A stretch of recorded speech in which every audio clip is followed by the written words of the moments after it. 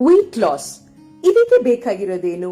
ಒಂದಷ್ಟು exercise, stress control, ಒಳ್ಳೆ ನಿದ್ದೆ, ಅದರ ಜೊತೆಗೆ ಬಹಳ ಮುಖ್ಯ ಆರೋಗ್ಯಕರವಾದ ಆಹಾರ, ಗುಡ್ ನ್ಯೂಟ್ರಿಷನ್. ಪಾಲಕ್ ಗ್ರೀನ್ ಸ್ಮೂದಿ.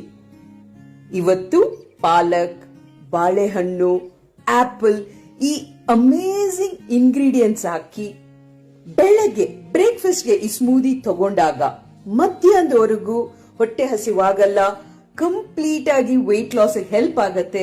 ಇಂಗ್ರೀಡಿಯೆಂಟ್ಸ್ ಇಲ್ಲಿದೆ.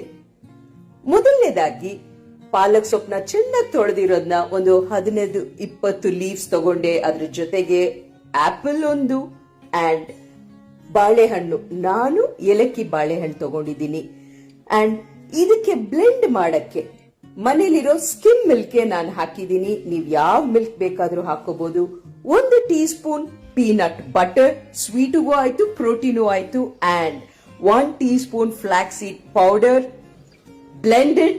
ಅಂಡ್ ನಿಮ್ಮ weight loss green smoothie, super tasty smoothie ready ಆಗಿದೆ. ಟ್ರೈ ಮಾಡಿ, ಬಹಳ ಇಷ್ಟಪಡ್ತೀರಾ.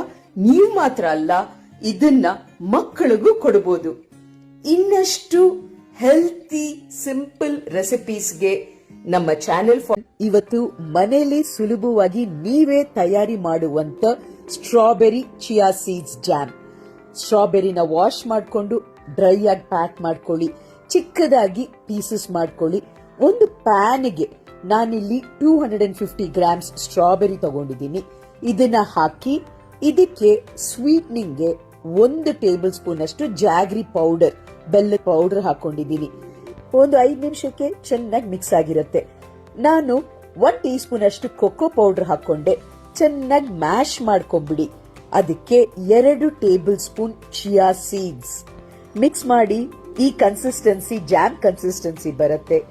ಪ್ಯಾನ್ ಆಫ್ ಮಾಡಿ ಲಾಸ್ಟ್ಗೆ 1 ಟೀ ಸ್ಪೂನ್ ನಿಂಬೆ ಹಣ್ಣಿನ ರಸ. ಅಷ್ಟೇ, ನಮ್ಮ strawberry chia seeds jam ready.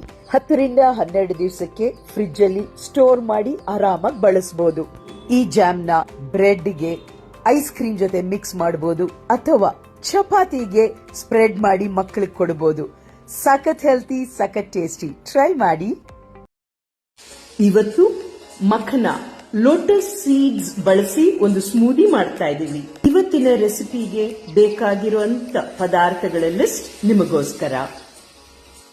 ಮೊದಲನೇದಾಗಿ ಅರ್ಧ ಕಪ್ ಅಷ್ಟು ಮಖನ ಅಥವಾ ಲೋಟಸ್ ಸೀಡ್ಸ್ ತಗೊಂಡು ಮೀಡಿಯಂ ಫ್ಲೇಮ್ ಅಲ್ಲಿ ಡ್ರೈ ರೋಸ್ಟ್ ಮಾಡ್ಕೊತಾ ಇದ್ದೀನಿ. ಒಂದು 4-5 ನಿಮಿಷ ಕೈಯಲ್ಲಿ ತಗೊಂಡು ಹಿಂಗ್ ಮಾಡಿ ಕೂಡ್ಲೇನೆ ಅದು ಪುಡಿ ಪುಡಿ ಆಗತ್ತೆ, ಸರಿಯಾಗಿ ರೋಸ್ಟ್ ಆಗಿದೆ ಅಂತ ಗೊತ್ತಾಗತ್ತೆ.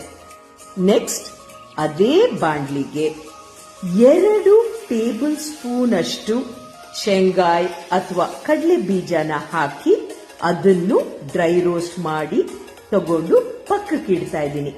ಮೊದಲನೇದಾಗಿ ನಮ್ಮ ಡ್ರೈ ರೋಸ್ಟ್ ಐಟಮ್ಸ್ ಎಲ್ಲ ರೆಡಿ ಮಾಡ್ಕೊಂಡ್ಬಿಡೋಣ. ಇದಕ್ಕೆ 1 ಟೇಬಲ್ ಸ್ಪೂನ್ ಅಷ್ಟು ಸೂರ್ಯಕಾಂತಿ ಬೀಜ ಮತ್ತೆ 1 ಟೇಬಲ್ ಸ್ಪೂನ್ ಅಷ್ಟು ಕುಂಬಳಕಾಯಿ ಬೀಜನು ಡ್ರೈ ರೋಸ್ಟ್ ಮಾಡಿ ಇದೆಲ್ಲವನ್ನು ತಣ್ಣಗಾಗಕ್ಕೆ ಸೆಪರೇಟ್ ಆಗಿ ಎತ್ತಿಡ್ತಾ ಇದ್ದೀನಿ. ಇದನ್ನೆಲ್ಲ ಪೌಡರ್ ಮಾಡ್ಕೊಂಡ್ಬಿಡೋಣ, ಆಯ್ತಾ? ಈ 4 ಐಟಮ್ಸ್ ಜೊತೆಗೆ ಎಕ್ಸ್ಟ್ರಾ ನ್ಯೂಟ್ರಿಷನ್ ಬೇಕು ಅಂದಾಗ ನಾವು ವೆರಿ ಸಿಂಪಲ್ 1 ಟೇಬಲ್ ಸ್ಪೂನ್ ಅಷ್ಟು ಅಗಸೆ ಬೀಜ ಇದಕ್ಕೆ ಹಾಕೋಬಹುದು, ಮತ್ತೆ 1 ಟೇಬಲ್ ಸ್ಪೂನ್ ಅಷ್ಟು ಚಿಯಾ ಸೀಡ್ಸ್ ಹಾಕೊಂಡು ಇದನ್ನ ಬ್ಲೆಂಡರ್ಗೆ ಹಾಕಿ ಡ್ರೈ ಪೌಡರ್ ಮಾಡ್ಕೋಬಹುದು. ಆರಾಮಾಗಿ 1 ವಾರದವರೆಗೂ ಇದನ್ನ ಫ್ರಿಡ್ಜ್ ಅಲ್ಲಿ ಇಟ್ಕೋಬಹುದು. ಈ ಪೌಡರ್ನ, ನಮ್ಮ ಡ್ರೈ ರೋಸ್ಟ್ ಪೌಡರ್ ರೆಡಿ.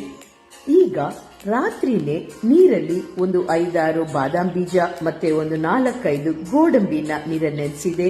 ಈಗ ಅದನ್ನ ಸಿಪ್ಪೆ ತೆಗೆದ್ಬಿಟ್ಟು ನಮಗೆ ಹಾಲ್ ಮಾಡ್ಕೊಳ್ಳೋಣ.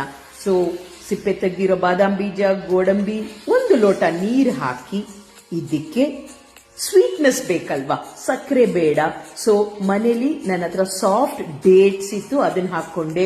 ಅಂಡ್ 2 ಟೇಬಲ್ ಸ್ಪೂನ್ ಅಷ್ಟು ನಾವು ರೆಡಿ ಮಾಡ್ಕೊಂಡಿರೋ ಪೌಡರ್ನ ಹಾಕಿ ಇದನ್ನ ಬ್ಲೆಂಡ್ ಮಾಡಿದಾಗ ಮನೇಲೆ ತಯಾರಿ ಆಗುವಂತ ಸೂಪರ್ ಹೆಲ್ತಿ ಪ್ರೋಟೀನ್ ತುಂಬಿರುವಂತ ಜೊತೆಗೆ ವೆಯ್ಟ್ ಲಾಸ್ ಸಹಾಯ ಮಾಡುವಂತ ಸ್ಮೂದಿ ರೆಡಿ.